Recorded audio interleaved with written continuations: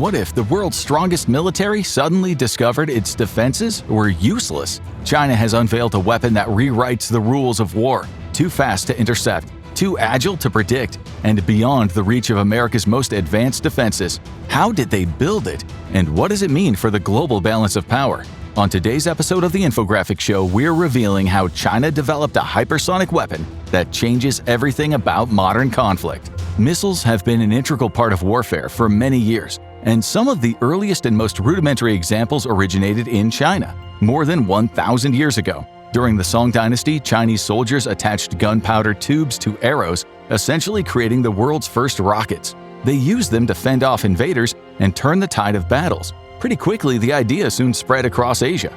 This was one of the first times in history that an armed force had been able to launch ranged, self-propelled weapons against their enemies. It changed the way warfare worked. It allowed armies to strike from greater distances and deal more damage to their enemies before they could get close.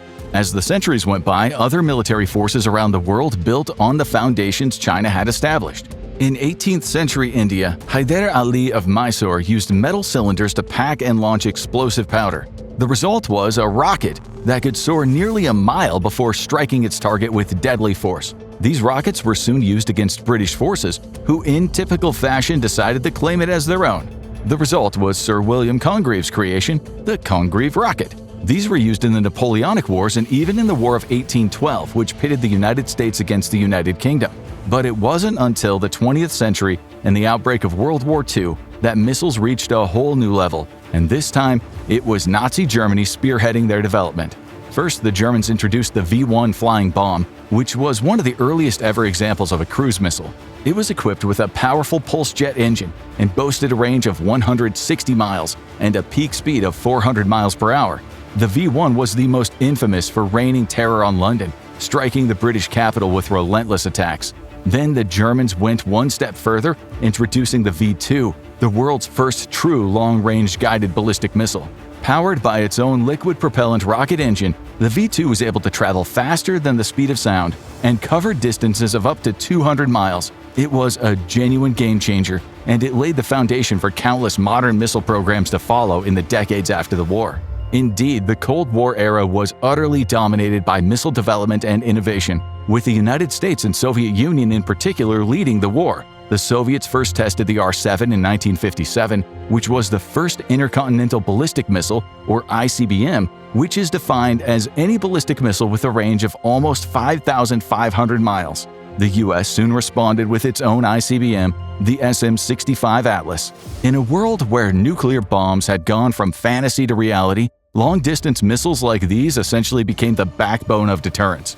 Big countries suddenly not only had the type of bombs that could deal unbelievable damage to their enemies, but also had the long-range missiles necessary to launch those bombs on targets on the other side of the world. So while the US and Soviet Union were clear enemies, neither wanted to attack the other out of fear that they would use their nuclear missiles and completely wipe them out. It was the perfect example of mutually assured destruction. However, as the Cold War eventually came to a close and the 21st century drew nearer, missile development cranked up another notch. Countries started to focus more on precision and versatility rather than range and firepower. They wanted missiles they could actually use in modern conflicts to destroy enemy infrastructure or counter aerial threats, and it was the US who led the way, creating the likes of the Tomahawk cruise missile used in the Gulf War and other conflicts, and the Patriot system used to intercept enemy missiles. Since then, countries around the world have been racing to make bigger, better, faster, and smarter missiles, and it's almost impossible to construct a truly mighty military force without a strong missile program to prop it up. The Russia-Ukraine war has served as a perfect example of this, as both sides have exchanged missile strikes over the course of the conflict so far. If one side or the other didn't have missiles to strike enemy infrastructure and intercept its opponent's attacks, they'd likely lose the war in a matter of days. And it just shows how important missiles have become in modern warfare. Indeed, a lot of conflicts almost come down to which side has the fastest, most precise, and most powerful missiles in their arsenal. It's no surprise, then, that China has worked tirelessly to build a next-level missile, one that surpasses everything before it and leaves rival nations scrambling to catch up. The result of China's efforts is the Dongfang 17, or DF-17, a missile that raises the benchmark to whole new heights. Lightning fast, incredibly destructive, and astonishingly difficult to intercept, the DF-17 is sending ripples of worry and fear far and wide around the world. It measures up at 36 feet in length, and it tips the scales at more than 33,000 pounds. As far as range is concerned, the DF-17 can travel anywhere from 1,100 miles to 1,500 miles. And it is fast, extremely fast. It can reach speeds between Mach 5 and Mach 10, or 10 times the speed of sound, which works out at over 2 miles a second. Not only is the DF-17 speedy, but it is agile too. It's designed to carry the DF-FC Hypersonic Glide Vehicle, or HGV. This is a special type of warhead that is able to maneuver up, down, and around in unpredictable ways to evade enemy air defenses. The DF-17 can carry both conventional and even nuclear warheads, giving it the potential to deal incredible amounts of damage to its targets. It's classed as a solid-fuel missile rather than a liquid propellant model, and that means it uses a solid form of fuel, which has the advantage of being easier to store for longer periods of time without any degradation in quality. Solid fuel is also considered easier to work with on the whole. Solid fuel missiles can be ready to launch at a moment's notice without any real delay, while liquid missiles typically need some time to fuel up and prepare.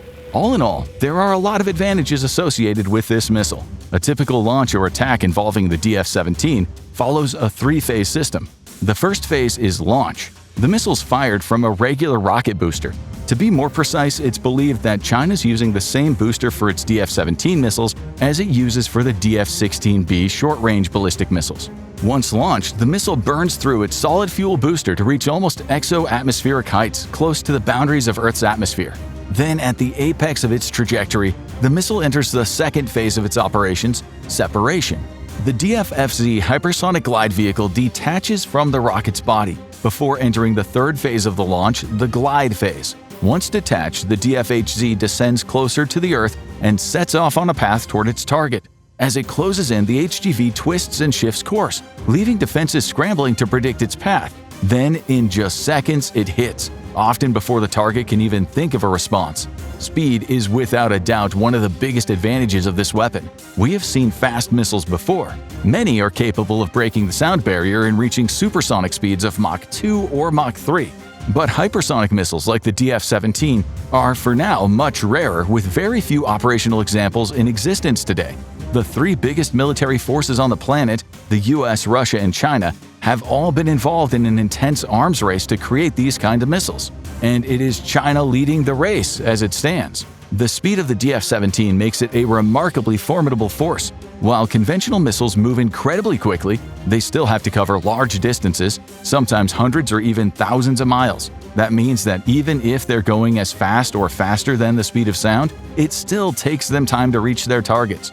That gives the opposing force time to react, respond, and intercept the enemy missiles heading their way. Hypersonic missiles are so much faster they rapidly reduce the amount of time that elapses between the point of launch and the moment of impact. With less time available to react and respond, opposing forces may struggle to defend themselves. If China launched a DF-17 at a target 500 miles away, it would hit its target in less than 5 minutes. That's not a lot of time for those on the receiving end to evacuate the area or prepare their defenses. The second huge advantage that sets the DF-17 apart from any conventional missile in existence is its maneuverability. Some missiles follow set arcs after being fired into the air. Others fly slightly more complex paths to their targets, often getting low to the ground, so that they're less likely to be spotted by the enemy radars and intercepted. Some come armed with homing systems, sensors, infrared cameras, and advanced guidance tech, ensuring they can lock on and hunt their targets with deadly precision. The DF-17 goes even further, with next-generation maneuverability. The DF-FC HGV can duck, dodge, and weave almost like a fighter jet. It can follow ever-changing and hard-to-predict flight paths to surprise and catch the enemies off guard. U.S. defense officials have shown concern about its ability to pull off what they call extreme maneuvers and evasive actions in its test flights so far. This isn't just a missile that moves ridiculously quickly. It's also one that moves in ways that no other missile has ever been able to do before. That, in turn, makes it a major problem for existing air defense systems. Systems like America's THAAD and Patriot, for example, are designed to be able to detect incoming enemy missiles. They track their flight paths and launch missiles of their own to intercept them, blowing them up in mid-air before they have a chance to deal serious damage. The likes of THAAD and Patriot are very powerful and have proven themselves highly effective over the years in various conflicts and countries around the world, but they may be about to meet their match in the DF-17 and other hypersonic missiles. China has already been boasting about this, with Chinese state media stating, U.S. air defense systems including THAAD, SM-3 and Patriot missiles deployed in South Korea, Japan, the island of Taiwan, and on U.S. warships will not work against the DF-17. Unfortunately for America, domestic military experts appear to agree, many fearing that the DF-17 is just too speedy and tricky to be brought down by the likes of THAAD or even the Aegis missile system. This could give China a serious strategic edge. China could fire its DF-17 at bases or other targets protected by conventional air defenses, confident those systems won't stop a missile that speeds and weaves toward its mark. It could wipe out command posts, bases, and pieces of infrastructure in an instant. Until new, faster, and stronger air defense systems are developed and rolled out, there is very little to counteract the threat. This makes the hypersonic arms race even more intense, and it puts pressure on the US and other Western nations. Unfortunately, the bad news for the US doesn't end there. Many missiles throughout history have had their weaknesses. Even game-changing, groundbreaking new missiles often come with limitations or problem areas. The Nazis' V-1 and V-2 rockets were fast and destructive, but they lacked precision. The DF-17, however, covers all three bases that matter the most in a modern missile program. It's agile, it's got great range, and it's believed to be exceptionally accurate too. One U.S. government official even stated that a test DF-17 warhead landed within meters of its intended target.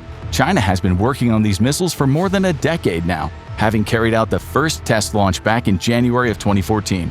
So it's highly likely they've devised ways to ensure that their missiles strike as close to their targets as possible. Against moving targets, the missile's accuracy isn't yet proven, but there are concerns it could be used to target and take out the likes of American aircraft carriers, as well as other critical assets like naval vessels and military bases across the Western Pacific. There are also concerns that because the DF-17 is so powerful, it's almost immune to any existing air defenses. It could be launched at air defense systems to take them out and open the path for other missiles to follow up in successive strikes. Fast, deadly, precise. The DF-17 is already in service. It underwent a long series of successful tests throughout the mid to late 2010s before being publicly unveiled at China's 2019 National Day Parade. It entered operational service soon after. In doing so, it became the first hypersonic glide weapon system deployed by any nation, a big milestone for China and cause for concern in the US and other Western countries. And America is right to be concerned. Potentially, China could decide to take advantage of its head start. Its DF-17 missiles could easily strike in contested areas across the South China Sea and the Taiwan Strait, or they could be sent in the direction of US bases in places like Japan, South Korea, or Guam. Alternatively, China could bide its time and use its hypersonic missiles as a deterrent. If the US or any other nation shows signs of aggression toward Chinese territory, China could rapidly respond with a DF-17 launch at the single push of a button. It's also worth noting that the DF-17s are believed to be capable of carrying nuclear warheads, which changes the game on an even deeper level. It transforms China's military into a dramatically more menacing beast with stronger deterrent power than ever before. In other words, with missiles that are almost impossible to stop, China currently holds the upper hand in almost any kind of hypothetical conflict, even with the US. Even worse news for America is the fact that Russia isn't far behind China in its own hypersonic missile program. It's already deployed the likes of the Avangard HGV and the Kinzhal missiles. The US, meanwhile, is mostly still in the testing phase with its equivalent armaments, like the long-range hypersonic weapon and hypersonic air-breathing weapon concept. These missiles are pushing the boundaries of modern military technology, so they're not exactly easy to churn out. They demand a lot of time, effort, and investment to develop. This further underlines just how big of a deal it is that China managed to win the race and deploy its missile first. So what happens next? Well, the US is now working even harder and faster to catch up with China and roll out its own hypersonic missile programs. It's also sounding the alarms across Asia, encouraging regional powers in the area, like Japan, South Korea, and Australia, to reassess and strengthen their missile defense strategies. India is also working hard at pursuing its own hypersonic technologies as a direct response to China's ever-increasing capabilities. The US and its allies aren't just thinking offensively either. They're also looking at ways to bolster their defenses against hypersonic missile strikes that could come in the future. For that, they'll need to level up their radar systems, evolve their air defenses, and develop more advanced glide phase interceptors. This too will take time. It'll take money, resources, and manpower, with the very best military engineers on the case. Western commanders and tactical masterminds, meanwhile, will already be hard at work evaluating new strategies and systems to deal with this new threat. They're likely looking at key flashpoints and areas that are deemed to be the most at threat, like Taiwan and US bases across the Asia-Pacific region. They need to work out how they can use conventional systems at their disposal to deter China from any strikes in the not-so-distant future.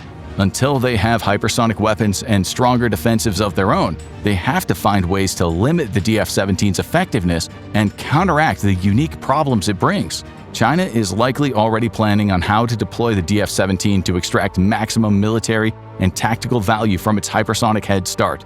With numerous options at its disposal, the missile gives Beijing the ability to rapidly project power across the region, asserting dominance while deterring rivals like the United States from intervening. In effect, the DF-17 could carve out a massive denial zone across Asia, a defensive perimeter where enemies would find it nearly impossible to operate. And the story doesn't end there. China isn't standing still. The DF-17 is already in service, and Beijing is pushing ahead with new research to make it even deadlier. By weaving hypersonics into a broader interconnected kill web, China is finding ways to make these missiles more precise, more reliable, and harder than ever to stop. This so-called kill web is essentially a network made up of hundreds of satellites and sensors. They deliver the most accurate real-time data to missile launch systems and operators. It makes it easier than ever for China's forces to strike exactly where they want, at the exact time they choose. This system can also be empowered with other emerging technologies like AI-assisted tracking. This can help the missiles make their necessary mid-air adjustments to strike their targets, even if enemy electronic warfare systems attempt to force them off course. In short, China hasn't just made some of the world's best and deadliest missiles, it is actively working to make these weapons even better. The result could be a new era of missile warfare, one defined by never-before-seen speeds and unmatched stealth. Add to that seamless system integration and technology that surpasses nearly all traditional defenses, and the balance of power shifts dramatically. The DF-17 is the flagship project of this extraordinary new era, and with China rapidly making additional innovations and breakthroughs, the rest of the world will need to speed up and knuckle down, or risk being left behind. China's missile might be unstoppable, but how does it compare to the firepower of the world's biggest rivals? Watch who has the deadlier missiles, Russia or the United States, to see who comes out on top. Or click on this video instead.